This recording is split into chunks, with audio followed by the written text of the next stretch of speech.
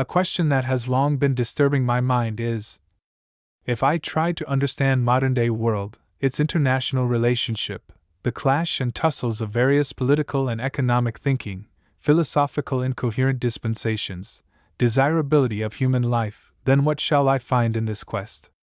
The answer I could get and make up nothing short of labyrinth of thoughts and facts, which is as follows, and it is not necessarily that I agree to all the points with any quip. Navigating the labyrinth, a framework for understanding modernity. To comprehend the intricate tapestry of the contemporary world, one must engage with a confluence of disciplines, history, political science, and journalism, each providing a distinct lens through which to interpret global events. This complex interplay does not yield to simplistic explanations but demands a nuanced exploration of the forces that have shaped, and continue to shape, international relations and the human condition within them. It is effort to find out a holistic understanding of our era requires synthesizing these multiple perspectives, revealing a world in a protracted and often violent transition between orders. The foundation of this understanding is necessarily historical. The present is a sediment of the past, and today's most pressing conflicts, from the resurgent ambitions of Russia and China to the enduring tensions of the Middle East, are inextricably rooted in the tectonic shifts of the 20th century. The Cold War, as chronicled in works such as John Lewis Gaddis's The Cold War, A New History and Tony Judt's magisterial Postwar, did not conclude with a tidy resolution but rather gave way to the unstable and multipolar world order we now inhabit. To ignore this historical substrate is to view the world in two dimensions, missing the depth and shadow that give it form. The unravelling of colonial empires, for instance, created nascent states whose borders and internal fractures continue to dictate global politics, demonstrating that history is not a closed chapter but an active, unfolding process. Upon this historical foundation, the theoretical frameworks of international relations offer structured hypotheses for state behavior. Realism presents a sobering vision of nations as perpetual rivals in an anarchic system, eternally seeking security and power. In contrast, liberalism posits a path toward peace through intertwined interests, democratic governance, and international institutions. Meanwhile, constructivism shifts the focus from material power to the potent realm of ideas, identities, and culture, arguing that these factors fundamentally constitute state interests. These theories are not merely academic exercises. They are the essential tools for decoding the logic and rhetoric of global politics. In practice, a nation's actions often reflect a hybrid of these models, pursuing realist power politics while employing liberal rhetoric to legitimize its actions on the world stage. Yet theory alone can remain abstract. It is through the sharp, immediate lens of journalism and narrative nonfiction that these forces are animated. Authors like Anne Applebaum, in Twilight of Democracy, and Tim Marshall, in Prisoners of Geography, masterfully illustrate how the abstract concepts of history and geography are made manifest in human choices and political strategies. Publications such as The Economist and Foreign Affairs provide a continuous, real-time commentary, breathing life into theoretical models and reminding us that international relations are, ultimately, a human drama. This journalistic layer acts as a crucial feedback loop, documenting the failures of theory when it meets the messy contingencies of actual events.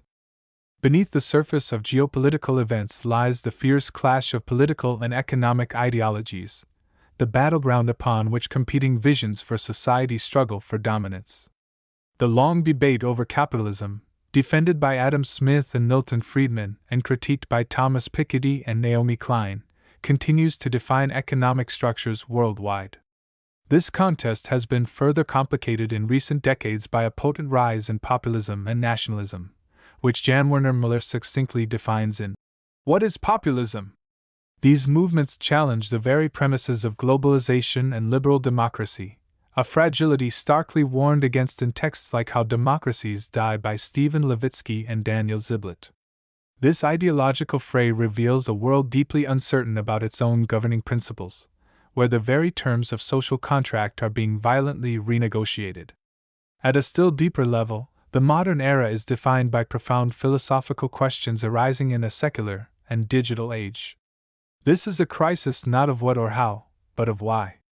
Postmodern thinkers such as Jean-François Lyotard and Jean Baudrillard describe a world where grand, unifying narratives, be they religious, political, or philosophical, have collapsed, leaving behind a fragmented landscape of contested truths and simulated realities. In this vacuum, the existential question posed by Albert Camus in The Myth of Sisyphus, how to live a life without inherent meaning, resonates with new urgency. Concurrently, critics of technology, from Guy Debord to Shoshana Zuboff and Jonathan Crary, analyze how digital capitalism, the spectacle, and the demand for constant attention are reshaping human experience, often eroding autonomy and interiority and creating what might be termed a crisis of authenticity. Ultimately, these vast, impersonal systems narrow to the scale of the individual human life. It is often in literature that the most precise measurements of their impact are taken. Novelists like Don DeLillo and David Foster Wallace capture the peculiar anxieties of consumerist society, while authors from diverse global perspectives illustrate the collision of tradition and modernity. Dystopian visions, such as those of Margaret Atwood, serve as cautionary tales extrapolating current trajectories. In tandem, essayists like Rebecca Solnit and Zadie Smith search for embers of hope, creativity, and human connection amidst the darkness, arguing for the necessity of both. Their work suggests that resilience may be found not in grand ideologies, but in the steadfast commitment to community, art, and the mundane realities of shared life.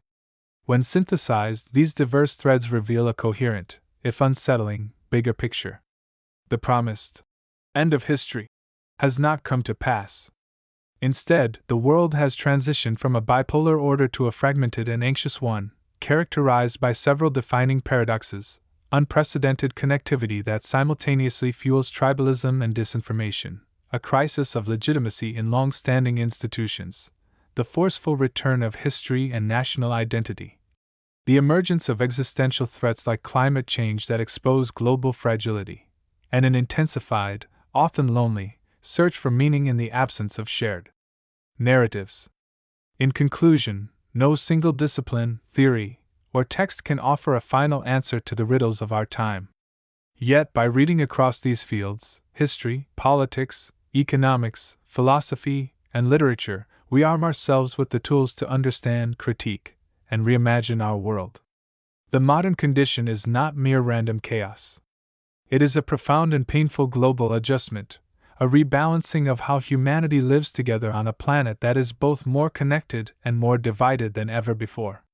The task that falls to us is to navigate this labyrinth with eyes open, using the map of accumulated knowledge to find a path forward.